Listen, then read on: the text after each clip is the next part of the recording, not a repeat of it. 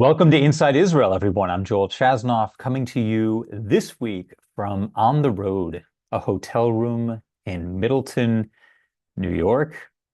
If you don't know where that is, don't worry. It's right outside of Goshen, New York. That should clear things up. This is episode 104 of Inside Israel called Let's Fix Israeli PR. And actually the title is going to be Let's Fix Israeli PR. Part one. I think this needs to be at least a two-part series because of the sheer number of emails I've gotten with suggestions from you. It's clear that this is something on everybody's minds. Not only are you thinking about it and worried about it, but you also have real concrete ideas for what Israel needs to do. Uh, so today, what I want to do is share some of the ideas that you've sent in, as well as a few of my own. Before that, just want to give you a little bit of front matter, quick update on where I am. This is now the first official week of the fall tour. I've done two comedy shows, but also two speaking events, purely speaking just about Israel and the situation. And I gotta say, it's clear to me that there is a large block of people out there, Jewish people in the US, who really care about Israel and who are really attached to the cause and who are genuinely eager to help and are asking me, how can I help Israelis on a personal level? How can I help the country on a more macro level?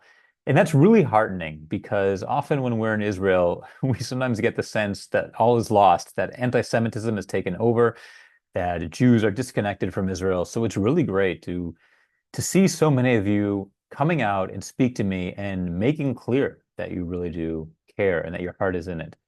And I gotta say, it's all ages.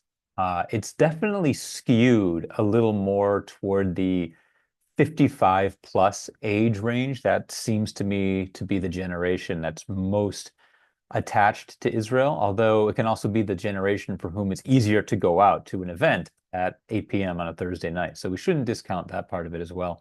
But there have been younger people, 30s, 40s, people with kids at my events as well. And they're just as concerned, although they bring in an angle that I hadn't really thought of before, which is what their kids are learning in the classroom, in public schools. A few people have commented in the Q&A parts of my sessions that their kids' teachers are clearly, I don't know if you'd call it anti-Israel or pro-Palestinian, but that when they talk about the Middle East as part of their classroom work, and this is in high school, but also in middle school and even elementary school in one case, that there's clearly a pro-Palestinian, anti-Israel stance. And it really does center on the whole idea of Israel being a genocidal colonial power. That is somehow the message that has gotten into the heads of many people, including our public school teachers. And that really connects, unfortunately, it connects well with the theme of tonight's episode, which is Israeli PR and how we can fix it. So we will get to that part in a second too. I also want to mention just how great it is to meet so many listeners out there. I've always said, hey, if you're able to come to one of my events on the road, check the tour schedule, and you are showing up and you're saying hi. And I'm genuinely moved that this podcast and this newsletter is doing something for you and giving you an interesting and fresh perspective on Israel that you're not getting other places. And that the newsletter is introducing you to Hebrew and angles of Hebrew words that you might not have considered before. I've met some interesting characters on the road on this very short tour so far. First of all, Friday night after my event in Rockville, Maryland, a man came up to me. I'll just give his first name. His name is Michael.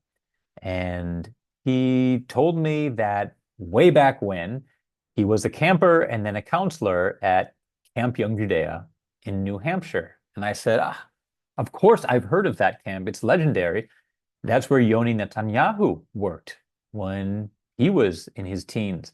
And Michael said that Yoni Netanyahu was his co-counselor at Camp Young Judea in New England.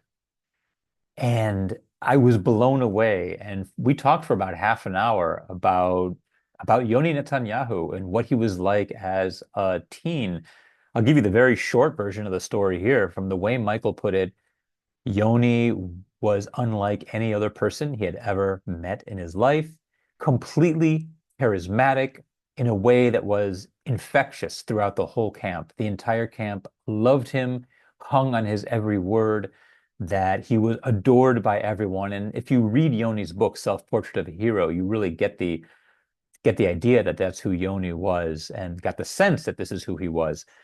But hearing it from Michael, someone who, as in Michael's words, bunked next to him and saw him in his underwear and, really had an up close and personal look at the real Yoni Netanyahu. Wow, it was so moving for me because I've been open about this before. I would not have made Aliyah had it not been for Yoni's book, Self-Portrait of a Hero. I would not live in Israel now. I certainly would not have done the Israeli army when I myself was in my early 20s. I've looked up to Yoni Netanyahu my entire life. The fact that I now have 1 degree of separation, it really means a lot to me. So I was so happy that Michael shared some stories with me. And Michael invited me to his place down in Florida. He has a winter place down there where he's going to show me pictures from camp and a letter from Bibi Netanyahu. At one point, Bibi found out about Michael and they met in Israel because Bibi wanted to hear more about his brother. So that was a really cool introduction. And this morning at my event in Westchester, I met a guy in his like late 30s, early 40s, whose grandfather was Abe Saperstein, the founder of the Harlem Globetrotters. I thought that was pretty cool as well. So you never know who you're going to meet when you go out on the road. And just to remind you, I'm still touring. If you want to see a list of my events, joelchasnoff.com/shows.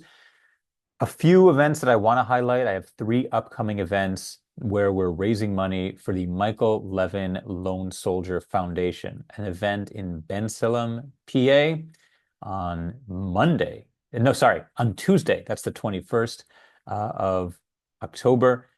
Another event on the 27th of October. That's the next Monday in Penn Valley, PA. And then in Sharon, Massachusetts on the Thursday night, or is it the Wednesday night? Yeah, Wednesday night, the 29th of October. But again, tickets and info for all those shows are at joelchasnoff.com/shows. All right, let's get on to the main topic, which is let's fix Israeli PR. And I had invited you last time to send in some of your suggestions for what Israel will do. I got a lot of them, and so I took a few to share this week. I'm not going to say your names because it's less so about not wanting to embarrass or call anyone out, but just I think better to protect identities here, uh, and instead just tell you what the ideas are. So the first one I want to share is someone who wrote in and said, "Don't you find the fact that you have to even ask this question is scary and absurd? What will be the result that you're going to send out? What will be the result that you'd send in suggestions, in some cases from Americans who don't even live there, of how Israel should act and promote itself?" I agree with you that videos saying how Israel invented parts of the cell phone and the cherry tomato won't change people's minds, but it is kind of pathetic that we need to ask Jews outside of Israel to help in this mission. And then she goes on to say the only way PR can save Israel is if they can demonstrate and prove, either with footage, articles, photos, interviews, etc., that what happened in Gaza is not genocide. So to the first part of that question, is it sad that I even need to ask you for ideas when it comes to PR?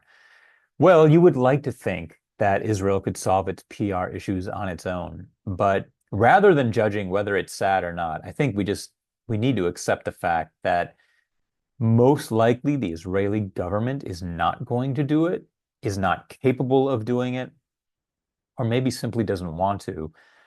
After all, the government did shut down its, foreign relations department, its PR wing immediately after October 7th.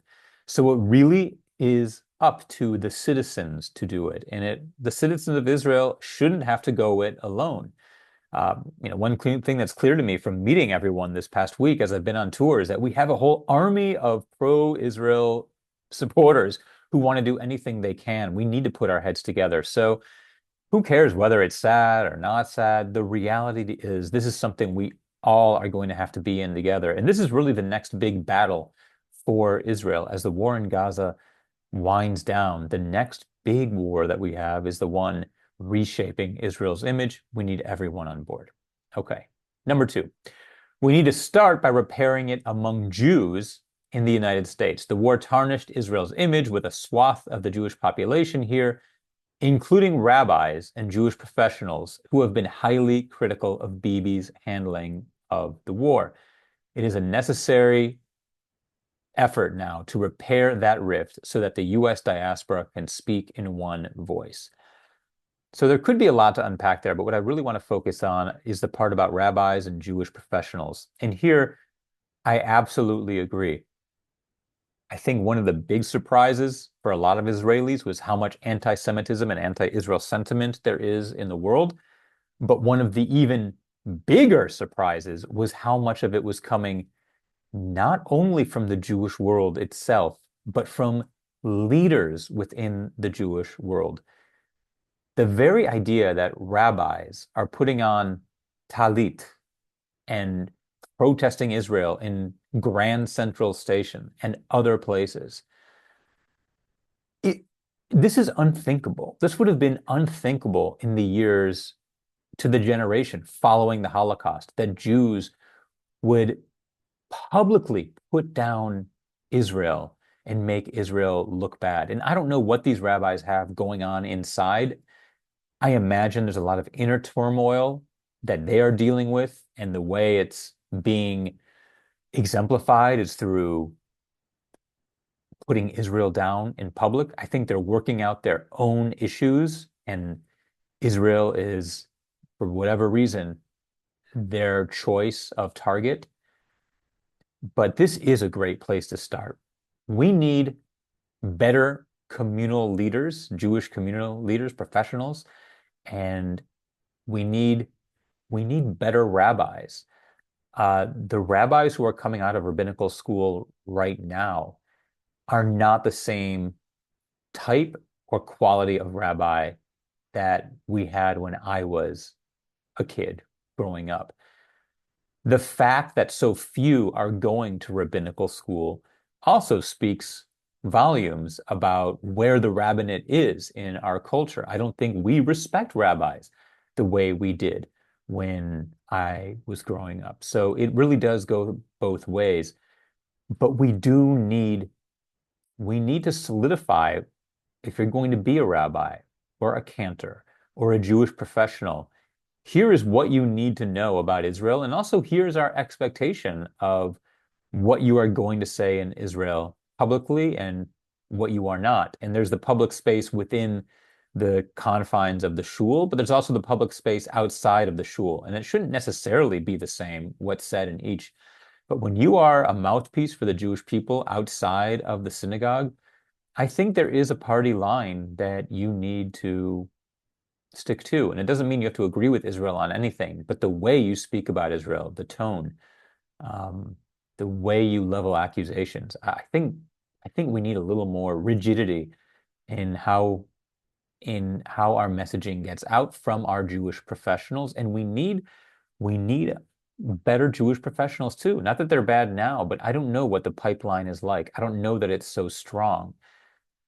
I think we need to reconsider who we're hiring and what we're paying them. I think we need to pay them more. I think the training needs to be more rigorous, and we need to equip them with more facts and a better understanding of how to stand up for Israel, that they can do so confidently. I'll just add to that summer camp has always been one of the places that young Jews get some of the strongest Jewish education. And summer camp is actually the number one way of keeping Jews identified. A lot of summer camp counselors have said they don't feel comfortable speaking about Israel at summer camp, even though they're the leaders and they have the strongest ability to influence campers. They're not comfortable speaking about Israel for two reasons. Number one, they don't feel they know enough, and they're afraid of making a mistake, or they're afraid of saying things that aren't true. And number two, they can't say with confidence that they support Israel, most likely because of everything they've been hearing on social media and on their campuses. So when we talk about Jewish professionals, we definitely need to include the camp professional staff ecosystem in there as well. And I'm telling you, there is so much money out there and so many organizations whose missions seem to be helping summer camps and helping teachers and helping professionals. I don't know that I can't figure out why we're not able to make a change. It could be a case of too many organizations and too much money that's too easy to throw around. We need to centralize it. We need to get a central, coherent mission of what it means to be a Jewish leader, whether it's at camp or in the synagogue or in an organization, and what your base understanding of Israel is going to be. And I think we need one organization to spearhead that, not 35 different organizations with 35 different budgets. Um, I've always said that we need a pope. We need a central Jewish leader, whether it's Yossi Klein Halevi or Yehuda Kurtzer or someone else like that who can be a lightning rod and a focal point for the Jewish people. But we need to centralize. We are too diffracted right now, too split. And certainly when it comes to leadership, I think we need more centralized and better training. Okay. And number 3, Israel needs to increase/improve people-to-people outreach within federations, synagogues, hillels, etc. I agree with this, and this is a great point. We so often think, how do we get better messaging out there on social media? Because that way we can get millions of people seeing our videos, liking them, sharing them. I think what we've forgotten is the importance of one-on-one. And we need to look for more places where we can make one-on-one connections with people and have conversations with them. And we also need to stop feeling embarrassed or ashamed that all we're reaching is one person or 3 people or 5. I think there's a certain shame in the day and age we live in that if we're not reaching thousands or hundreds of thousands or millions with our awesome TikTok videos, that we're failing. And I don't think that's the case at all. I mean, look, this is something I deal with in this podcast, of course.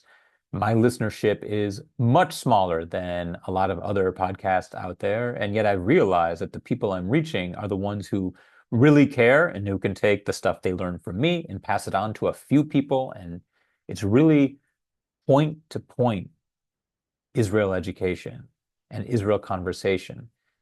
And I think the Jewish world has been so obsessed with numbers that we've forgotten that the number 1 and the number 2 and the number 5, those are important as well. You go to a Jewish fundraising event and they'll talk about how many attended and how much money was raised and how many made a pledge. And we want these numbers to be big, and that's understandable.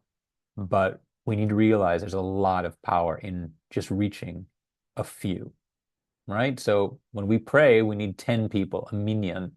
On the one hand, you could say we need that minimum core group, but on the other hand, you could also say that what the Torah is telling us is that 10 is enough.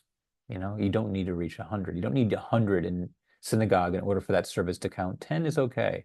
And I think we need to take a similar attitude toward our conversations about Israel. Number 4, continue to promote Israel around the world by assisting countries in natural disasters, earthquakes, medical emergencies, and so forth. I'm on the fence about this one, and don't get me wrong. I definitely think that Israel needs to continue to help victims of earthquakes and natural disasters and wars. When the apartments collapsed in South Beach, Miami, a few years ago, we sent a team there to help. We have to keep doing that. I think it would be a mistake to assume that doing that will make a big difference or even move the needle at all. I think one thing we've found out since October 7th is that when Israel does good things, it's dismissed as an outlier or not even paid attention to at all. And one of the mistakes we've made is assuming that, hey, if we can just get some video footage up there of uh, Israeli soldiers helping earthquake victims in Nepal, or if we can help dealing with other natural disasters around the world, or show that our medical clowns went to Ukraine to help refugees, which they did. If we can just get that photo, get that reel out there, the world will see. The world doesn't care. Or they'll say, yeah, great, but you're colonizers, you're oppressors, etc. So it's important. We got to keep doing it, but we cannot think that it would make much of a difference, in my opinion.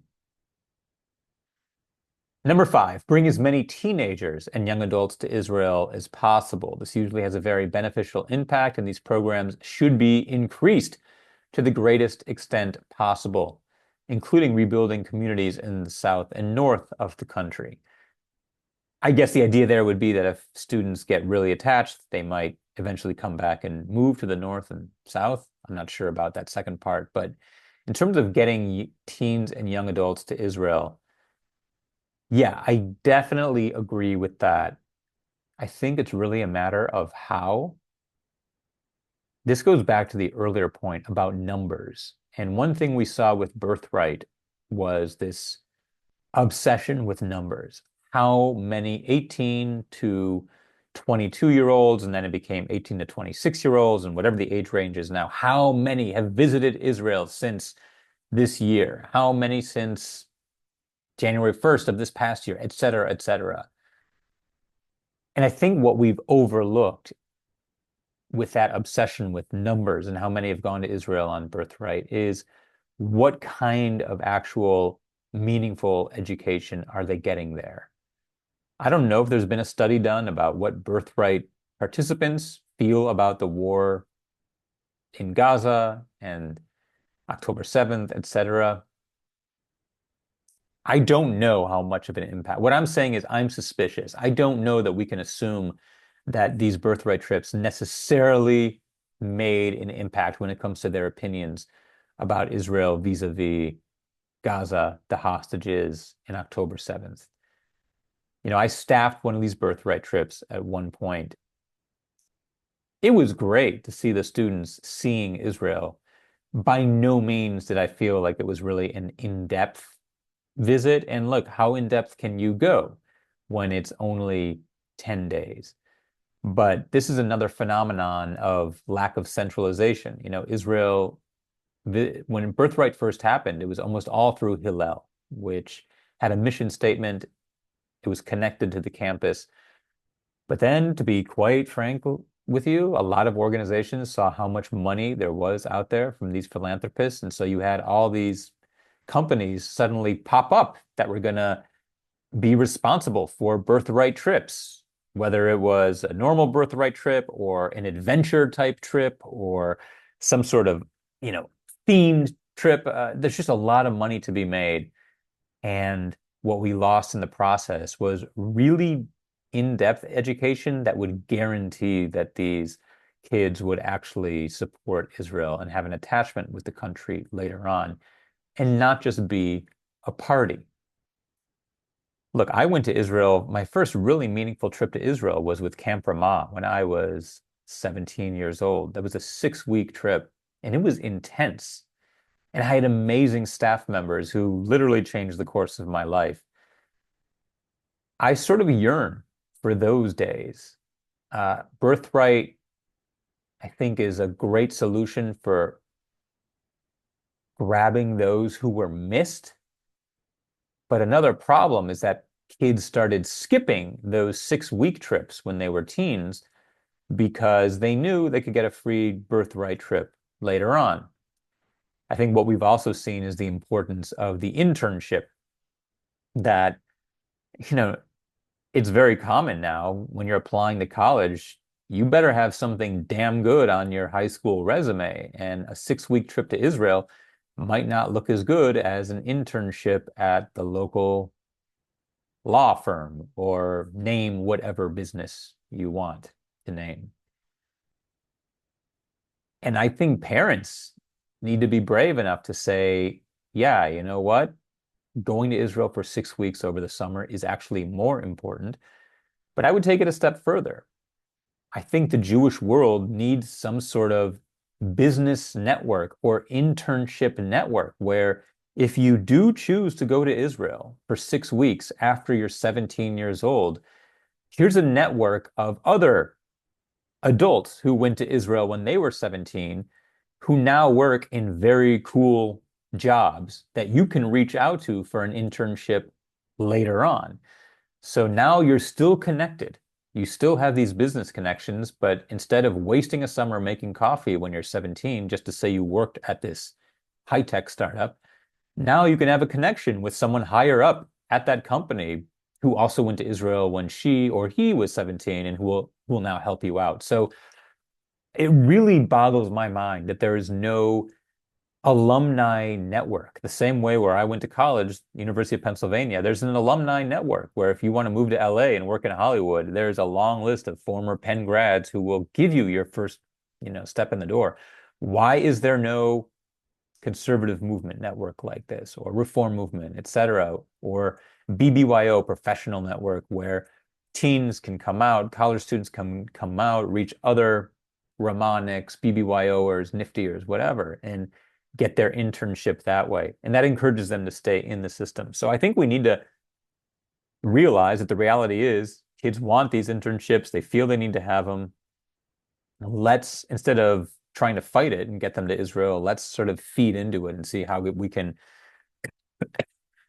parlay off of it ourselves.